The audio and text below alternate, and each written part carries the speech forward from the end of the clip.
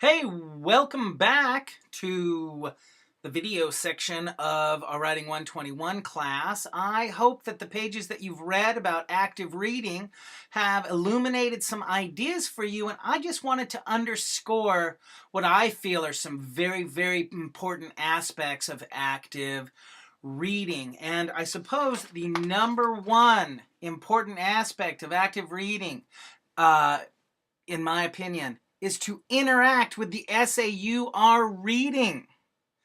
And what do we mean by that? Now, the pages have given us a few hints about what this whole interacting with what you're reading means, but I'll just share.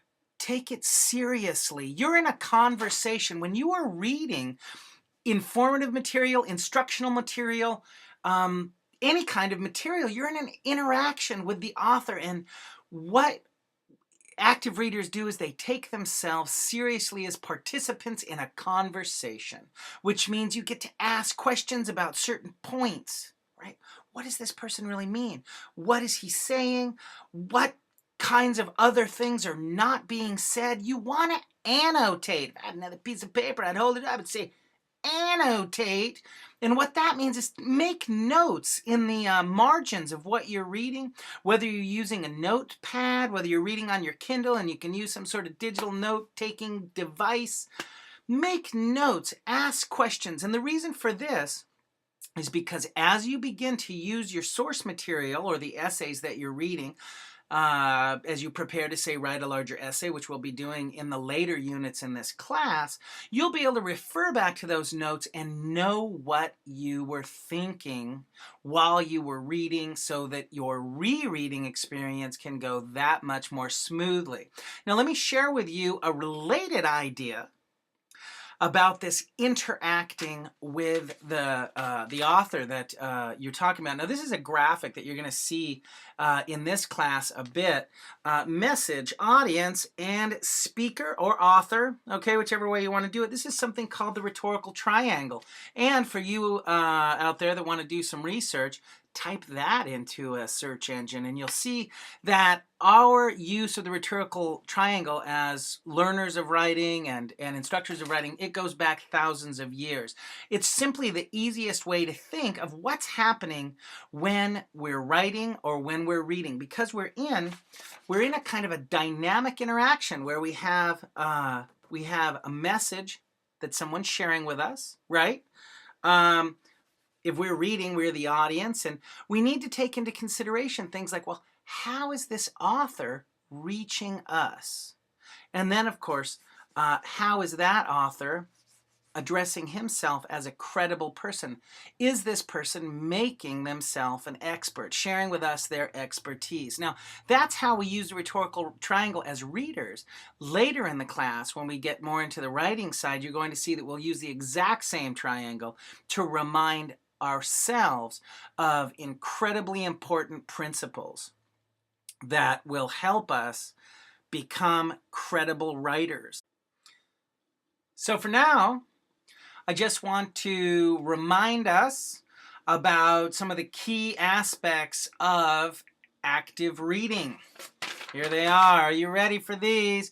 Can you see them with me? Underline important ideas. And, wow, jot down notes to help you understand what you are reading. Ask questions, seek clarity. Number one, interact. Interact with that person writing the review or article or essay or story. Interact that way. And identify what's essential. Circle key terms. Record ideas in the margins. Get active.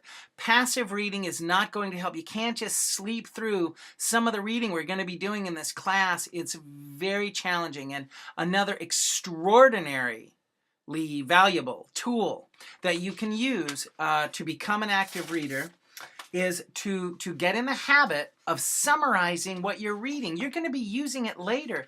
So you want to create summaries. And I'm going to give you just a quick and easy technique to summarize right now on a second reading. And I say this, you have to do your summaries on a second reading because you have to have read the entire piece that you've read to really understand the author's message and purpose, right? To understand what he's trying to get you to do or believe.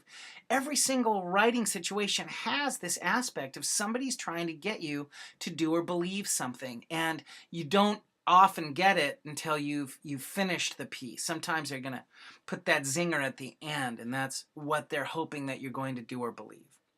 So don't begin summarizing until you've read the piece once, but once you have, you go back to it. Then on your second reading, understand what the writer is hoping the audience will do or believe. That's the number one thing. You want to basically identify what English teachers call their thesis, right? What's the main idea of all of these? It's the one thing that they want you to walk away with. That's the thesis. If you're looking for a definition, that's it. It's the one thing that this writer wants you to walk away with. So you need to identify that to begin a summary, okay?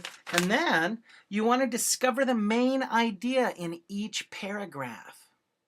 Next, you want to create a complete sentence that paraphrases the main idea of each paragraph, okay? So you find out what the thesis of this piece is, and then you write sentences that paraphrase each main idea in each paragraph. And you're going to come up with beautiful summaries. So that's another tool that you can use. So again, as you're reading, jot down those main ideas, ask questions, interact, and then summarize what you're reading so that you really